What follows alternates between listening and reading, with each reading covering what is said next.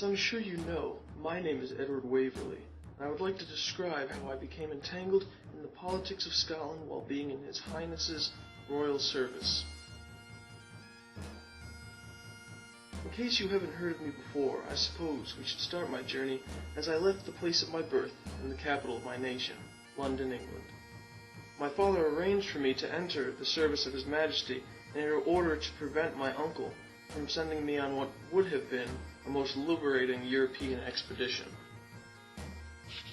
From recruitment in London, I then journeyed north to the capital city of the Scots, Edinburgh.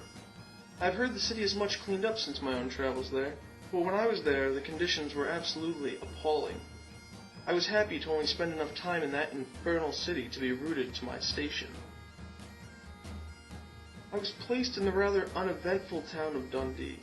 The only entertainment that I would find at my station is the fascination that I had with the Highlands which Dundee bordered. I very much wanted to adventure up to the Highlands and see the culture and life that existed on the apparent top of the world. I soon had my chance. I was encouraged by my uncle to venture up to the Highlands and meet with a friend and trading partner of his, one Mr. Bradwardine. After some distance traveled, I arrived at Tullibaloan, the estate of Mr. Bradwardine, who turned out to be my benefactor and very good friend. Mr. Bradwardine was a very generous host, and he lived in what was considered the most respectable and civilized area of the Berkshire Highlands. However, I still longed to advance myself further into the adventure available in the Highlands. Mr. Bradwardine aided me on this continued quest by arranging for me to travel with a convoy of his and meet with his Scot protector, whom he paid for protection of his estate against some of the less civilized Scots. After a brief trip across a mountainous loch and an overnight stay in a cave, I found myself in the heart of the Highlands. Fergus MacIvor was my friend and host on his estate of Glennaquoich, located deep within the Highlands. It was an absolutely beautiful place with wooded areas and a steep stream flowing along the rear. I was enthralled with the Highland people. They seemed to maintain an identity entirely uncorrupted by the modern world. It was while I was visiting my new friends deep in the Highlands that the world began to fall apart below or beneath me. I received a most unkind letter from my superior that forced me to relinquish my command.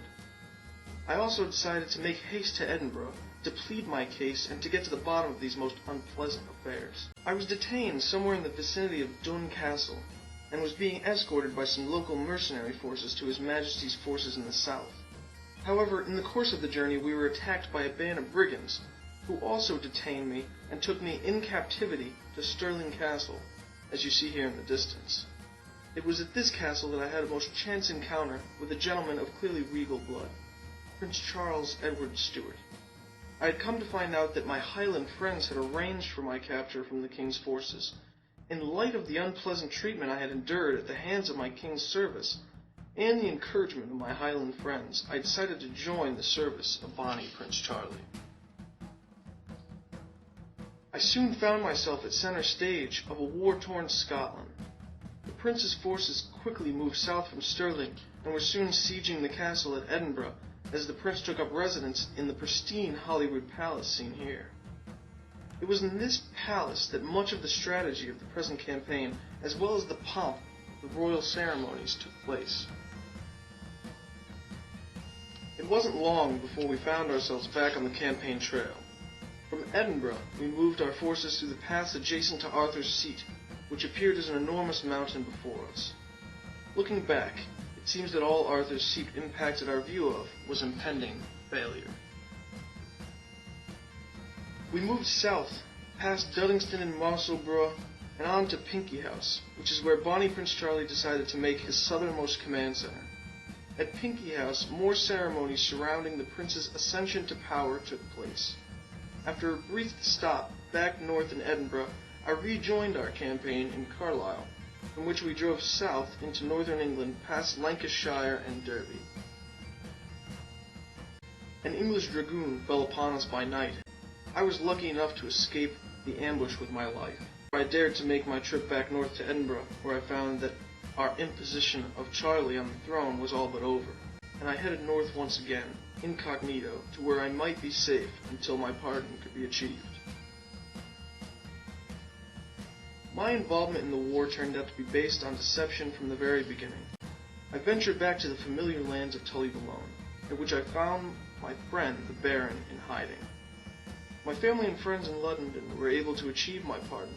My friend Furries paid for his treason with his life, and I was soon engaged to Rose Bradwardine and would spend much of my future in the shires of Tully alone. And if you're still interested in more details about my life, I've committed these and more to paper, and have called it simply Waverley.